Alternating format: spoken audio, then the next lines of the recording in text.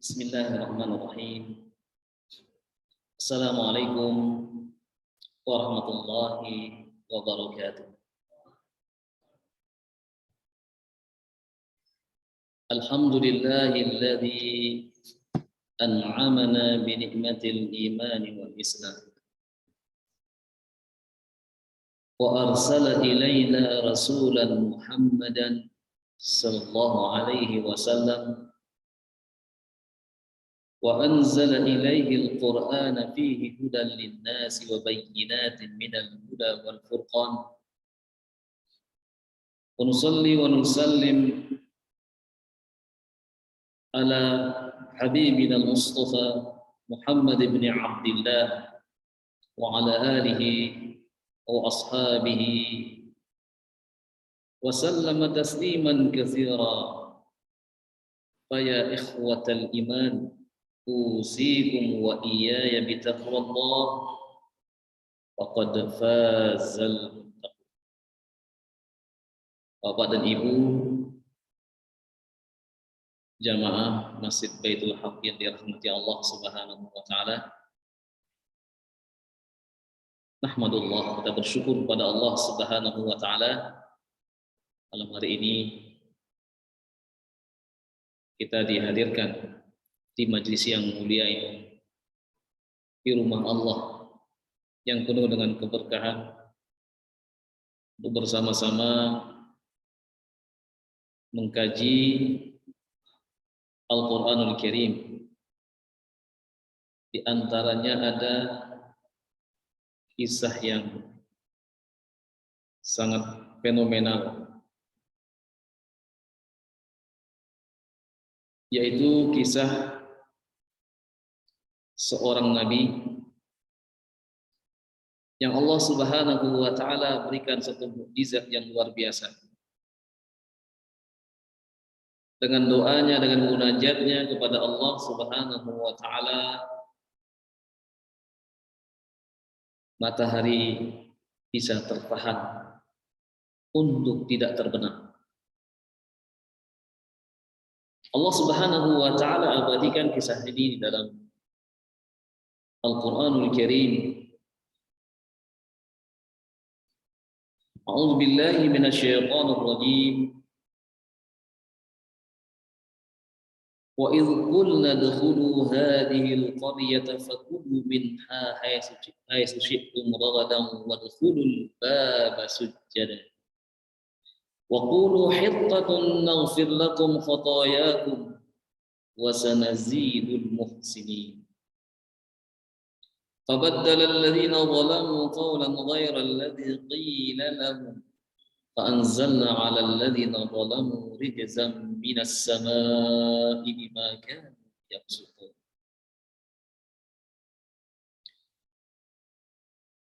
Ma'asyiral muslimin rahimani wa rahimakumullah, di dalam tafsir Muyassar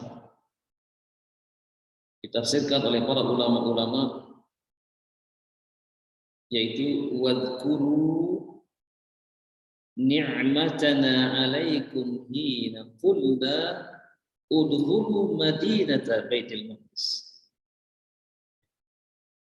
Ingatlah dengan nikmat kami yang kami turunkan kepada kalian, wahai Bani Israel. Udkhulu madinata, masuklah kalian ke dalam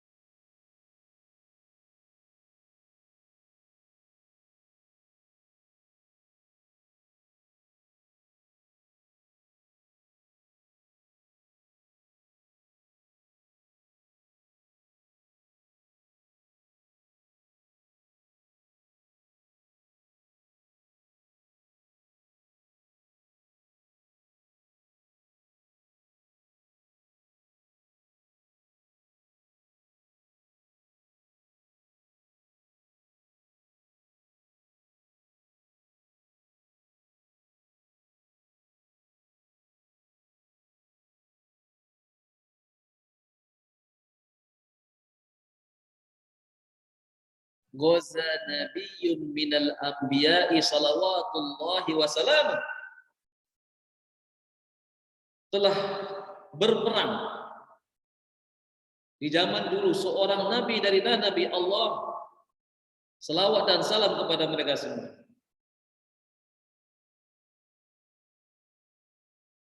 Padana minal faqala, kemudian nabi tersebut mengatakan,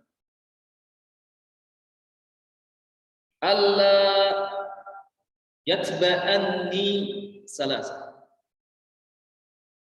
karena kita sekarang akan melakukan jihad, akan memenuhi panggilan Allah Subhanahu wa taala. Kita akan melakukan perang suci. Maka hendaklah 3 kelompok yang kami sebutkan ini jangan sampai dia ikut bersama kami. Yang pertama, kata Nabi Yusuf bin Nun, siapa di antara kalian yang baru menikah, kemudian dia belum menyentuh istrinya, atau dia adalah seorang pengantin baru, maka jangan sampai dia ikut berperang, berjihad bersamaku. Kemudian yang kedua, seseorang yang membangun rumah, tiangnya sudah berdiri, temboknya sudah berdiri, tetapi atapnya belum disempurnakan. Orang seperti ini jangan sampai ikut berperang bersama. Kemudian yang ketiga, man ishtara ghanaman aw khalifatun, siapa yang baru membeli seekor kambing atau seekor onta yang sudah bunting, sementara dia menginginkan dari hewan yang dibelinya ini adalah anak-anak yang akan dilahirkan. Jadi artinya dia menunggu kelahiran anak, jangan sampai dia ikut berperang bersama. Di mana? Kenapa? Karena pada masa atau zaman dahulu, sebelum Nabi Muhammad SAW diutus, maka harta rampasan perang tidak halal bagi mereka. Sehingga benar-benar ini memerlukan niat yang ikhlas, benar-benar memerlukan kejujuran. Karena tidak ada yang mereka harapkan kecuali hanya al-jannah, kecuali surga. Sehingga orang-orang yang ikut berjihad harus benar-benar memiliki niat yang suci. Tidak ada embel-embel ini, tidak ada embel-embel itu. Kemudian Rasulullah SAW melanjutkan sabdana, fadana minal qaryah qurbal asri aw waqtal asr. Kemudian Nabi tersebut membawa pasukannya ketika mendekati Baitul Maqdis atau qaryah, itu negeri tersebut, sudah waktu asar, bahkan hampir-hampir matahari terbenam. Nah, sementara keesokan harinya tidak mungkin untuk berperang, karena besok itu sudah hari Sabtu. Hari Sabtu ini adalah hari suci bagi mereka. Tidak boleh melakukan aktivitas apapun kecuali beribadah. Kan ada kisah yang sangat menarik juga, kisah Ashabus Sabt, yang mereka dikutuk oleh Allah Subhanahu wa taala menjadi qiradatan wa khanazir, dikutuk menjadi kera dan menjadi babi karena melanggar perintah Allah. Nah, kemudian Nabi Yusuf bin Nun ini ingin menyelesaikan peperangan hari itu juga. Bagaimana caranya? Nah, kebiasaan nabi-nabi terdahulu, kemudian diikuti oleh Nabi Muhammad SAW, perang itu dilakukan di pagi hari. Ba'da salat subuh, begitu selesai salat subuh, kemudian membaca zikir pagi, kemudian terbit matahari, semuanya menuju ke tanah lapang. Sudah bersok di situ. Kemudian dimulailah perang tanding 1 lawan 1. Kemudian setelah itu terjadilah perang. Peperangan selesai sampai menjelang maghrib. Begitu matahari mau terbenam, maka mereka istirahat. Karena senjata yang digunakanlah manual, menggunakan pedang, menggunakan tombak, menggunakan panah. Jadi mereka beristirahat, kemudian besok dilanjutkan lagi. Malamnya istirahat. Sehingga kalau kita baca sejarah lagi, ketika terjadi fitnah antara Muawiyah dengan Ali, ketika terjadi perang Siffin antara Ali dengan Muawiyah di sana di perbatasan antara Irak dengan Syam, terjadi perang di situ. Kemudian di malam hari mereka mengatakan, kenapa kita berperang? Ini kan saudara-saudara kita semua. Kalau dulu di zaman Rasulullah SAW jelas kita berperang melawan orang-orang yang merongrong kewibawaan Islam. Mereka di malam hari saling bersilaturahim antara kelompok dari Ali dan kelompok Muawiyah bin Abi Sufyan, sehingga melahirkan sebuah perunding-perundingan, peristiwa tahkim. Nah, pada saat itulah orang-orang yang orang-orang yang merasa benar itu mengatakan tidak ada hukum kecuali hukum Allah, tidak ada hukum kecuali ada hukum Allah. Mereka mengacung-acungkan Al-Quran.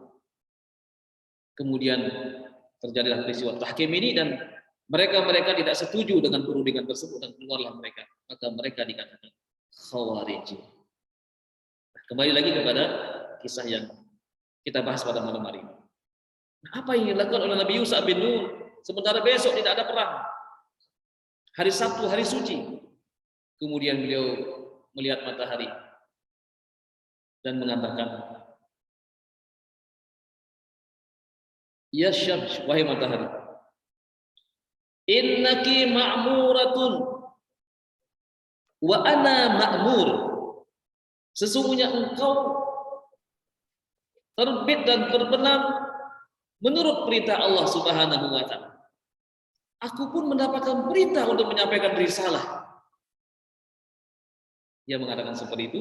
Kemudian beliau berdoa, Allahumma ya Allah, tetap ya, minta kepada Allah. Ya Allah, Allahumma ya Allah, ihbis lana syams. Ya Allah, tahanlah matahari untuk kami supaya kami bisa menyelesaikan peperangan ini. Biiznillah, dengan izin Allah Subhanahu wa taala, matahari pun terdiam tidak bergerak. Kemudian mulailah peperangan terjadi. Biiznillah, dengan izin Allah Subhanahu wa taala. Sebelum matahari terbenam, Nabi Yusuf bin Nun sudah meraih kemenangan dengan pertolongan Allah Subhanahu wa taala. Kemudian setelah itu dikumpulkanlah harta rampasan perang, ditaruh di satu tempat. Kemudian nanti ada api yang melalap. Kata Rasulullah sallallahu alaihi wasallam, "Summa ya'tin nar fa akalatha." Datanglah api kemudian membakarnya. Walakin, akan tetapi pada saat itu tidak datang api. Kemudian Nabi Yusuf bin Nun mengatakan, Inna fikum gulul, inna fikum gulul. Di antara kalian adalah pengkhianat. Di antara kalian ada yang tidak jujur. Silakan kalian maju satu-satu. Kemudian majulah mereka satu-satu untuk membaiat kembali, untuk menyatakan sumpah setianya, untuk senantiasa berjalan di jalan Allah Subhanahu wa taala. Tetapi api pun belum datang membakar harta rampasan perang. Kemudian Nabi Yusuf bin Nun mengatakan, inna fikum gulul. Masih di antara kalian ada pengkhianat. Datanglah dua orang. Api pun belum melalap, kata Rasulullah SAW. Kemudian tiba-tiba ada orang yang datang. Summa ya'ti bidhahabin misla ra'sil baqar. Kemudian tiba-tiba ada orang yang membawa emas sebesar kepala sapi, kata Rasulullah SAW. Sebesar kepala sapi. Kemudian ditaruhlah di tempat harta rampasan perang. Biiznillah, dengan izin Allah kemudian datanglah api untuk melalap. Kemudian Rasulullah SAW mengatakan,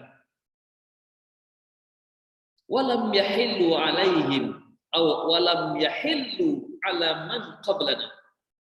Tidak dihalalkan harta rampasan perang untuk orang-orang yang sebelum kita. Fa ahallallahu lana li dhafina. Kemudian Allah menghalalkan bagi kita karena Allah melihat kita ini orang-orang yang lemah. Subhanallah. Rasulullah mengatakan kita ini sekalipun berada di akhir zaman, kita ini orang-orang yang lemah. Kemudian dihalalkanlah harta rampasan perang itu.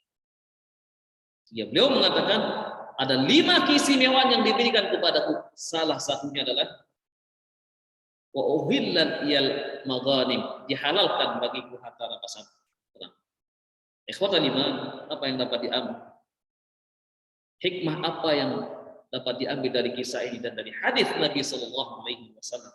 Yang pertama, bahwa Allah Subhanahu Wa Taala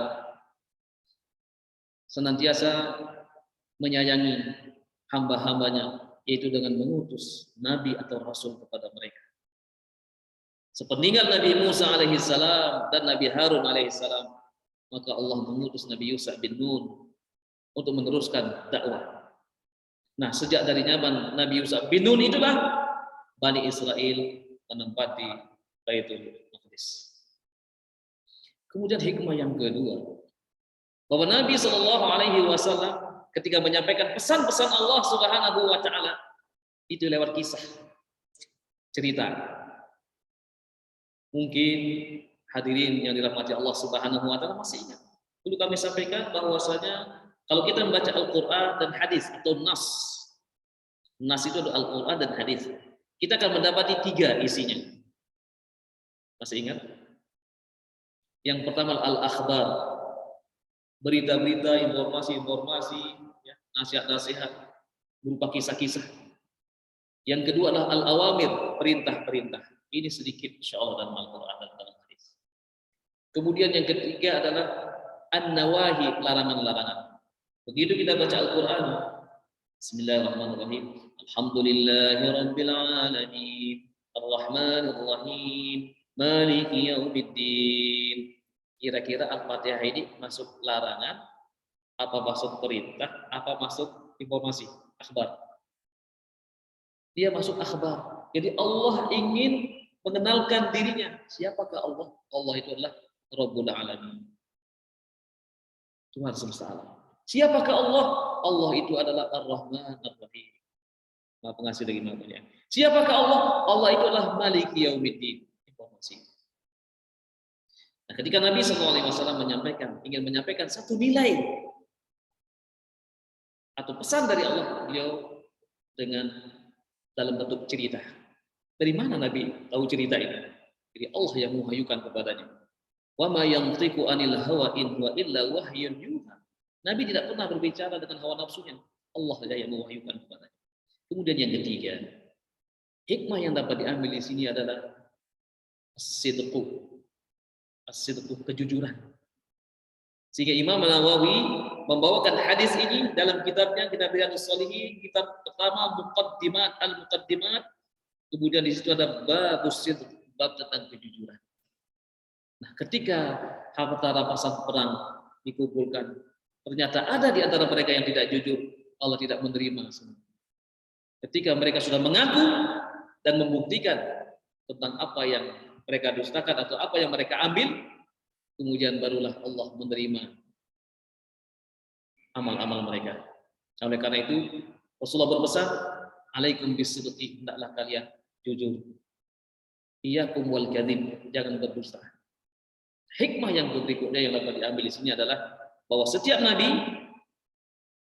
dibekali dengan mukjizat untuk membuktikan kenabiannya dan untuk membuktikan keagungan Allah Subhanahu wa taala. Ingat, Nabi Yusuf bin Nun diberikan mukjizat oleh Allah Subhanahu wa taala dalam rangka untuk membuktikan bahwa dia adalah seorang nabi dan untuk menunjukkan tentang keagungan Allah Subhanahu wa taala. Kemudian hikmah yang berikutnya, Sekalipun Nabi Yusuf bin Nun mengatakan, wahai matahari, engkau diperintahkan oleh Allah terbit dan terbenam. Aku pun diperintahkan oleh Allah untuk menjaga risalah, tapi beliau tetap berdoa kepada Allah. Jadi ini penting. Jadi tetap ad-du'a ila Allah, memohon kepada Allah. Allahumma ya Allah, tahanlah matahari untuk kami. Oleh karena itu ini adalah sebuah tauhid, ya, artinya pelajaran tauhid yang sangat luar biasa. Ketika kita dalam masalah apapun, tidak ada yang mustahil bagi Allah Subhanahu wa taala. Allah pasti akan mengabulkan. Sebagaimana Nabi Musa alaihissalam ketika akan menyeberangi lautan, pengikutnya mengatakan inna la qudratu, kita sudah ketangkep sekarang. Kita mau ke mana? Wal amami wa amamuna wal bahru amamuna wal adu wara'ana. Di depan kita ada lautan, di belakang kita ada musuh. Kita mau ke mana? Tapi Nabi Musa alaihissalam dengan tenang mengatakan, inna ma ya rabbi sayahdin. Tuhan itu selalu bersamaku dan dia akan memberikan solusi yang terbaik. Nah, oleh karena itu siapapun, ada masalah apapun, mari kita bermunajat kepada Allah Subhanahu wa taala. Kemudian yang terakhir, hikmah yang dapat diambil di sini adalah satu syariat di mana Allah Subhanahu wa taala menghalalkan harta rampasan perang bagi umat ini yang tidak dihalalkan bagi umat-umat yang terdahulu, sehingga Allah Subhanahu wa taala menurunkan satu surah yaitu tentang harta rampasan perang di surah Al-Anfal. Baik, Bapak dari biar rahmati Allah Subhanahu wa taala, mungkin ini yang dapat disampaikan pada kesempatan yang sangat berbahagia ini. Mudah-mudahan dengan adanya kisah tadi ini kita terinspirasi untuk senantiasa jujur di dalam berniat, jujur di dalam berbicara, dan jujur di dalam berbuat. Kemudian dengan kisah yang kita sampaikan tadi, bahwa kita mendapatkan pengetahuan bahwa Allah Subhanahu wa taala membekali para nabi dan para rasul dengan mukjizat hanya kepada mereka semuanya, dan kepada selain nabi Allah Subhanahu wa taala berikan karomah. Karomah ini diberikan kepada selain nabi dan para rasul. Sekali lagi, mudah-mudahan Allah Subhanahu wa taala senantiasa menerima amal ibadah kita di malam hari ini. Allah mengampuni kita semua, meridhoi kita semua, dan mengampuni kedua orang tua kita yang telah mendahului kita. Demikian juga mengampuni dosa saudara-saudara kita, suami kita, istri kita yang telah mendahului kita. Mudah-mudahan Allah Subhanahu wa taala menerima ibadah mereka dan mereka ditempatkan di tempat yang selayaknya di surganya Allah Subhanahu wa taala. Mudah-mudahan juga di malam hari ini Allah Subhanahu wa taala mendengarkan doa-doa kita. Allah segera mengangkat virus corona ini dan mengangkat semua musibah-musibah yang menimpa dunia ini, dan sehingga kita bisa hidup normal kembali. Dan mudah-mudahan dengan munajat-munajat kita, Allah Subhanahu wa taala sampaikan niatnya kita untuk berziarah di Mekah dan Madinah, menunaikan ibadah haji dan ibadah umrah. Allahumma rabbana taqabbal minna innaka antas samiul du'a wa tub 'alaina innaka antat tawwabur rahim. Allahumma shalli ala Muhammad wa ala ali kama shallaita ala Ibrahim wa ala ali Ibrahim wa barik ala Muhammad wa ala ali Muhammad kama barakta ala Ibrahim wa ala ali Ibrahim fil alamin innaka Hamidum Majid. Allahumma rabbana la tada' lana dhanban illa ghafartahu wa la hamman illa farajtahu wa la karban illa nafastahu wa la daynan illa qadaytahu wa la maridan illa shafaytahu wa la hajatan min hawaijid dunya wal akhirah illa qadaytaha wa yassarta ya Allah ya Rahman ya Rahim ya Arhamar Rahimin ya Allah ya Ghaffar ya Allah ya Ghafur. اغفر لنا ولوالدينا ولأزواجنا وذرياتنا وأبنائنا وجميع المؤمنين والمؤمنات والمسلمين والمسلمات الأحياء منهم والأموات برحمتك يا أرحم الراحمين. اللهم إنا نسألك الهدى والتقى والعفاف والغنى. اللهم إنا نسألك رضاك والجنة ونعوذ بك من شرك والنار. اللهم أصلح لنا ديننا الذي هو عصمة أمرنا وأصلح دنيانا التي فيها معاشنا وأصلح آخرتنا التي إليها معادنا واجعل الحياة زيادة لنا من كل خير والموت راحة من كل شر. ربنا آتنا في الدنيا حسنة وفي الآخرة حسنة وقنا عذاب النار النار وادخلنا الجنة مع الأبرار يا عزيز يا غفار يا رب العالمين. وصلى الله على سيدنا محمد وعلى آله وصحبه أجمعين. سبحان ربك رب العزة عما يصفون وسلام على المرسلين والحمد لله رب العالمين. سبحانك اللهم وبحمدك أشهد أن لا إله إلا أنت أستغفرك وأتوب إليك والعفو منكم. السلام عليكم ورحمة الله وبركاته.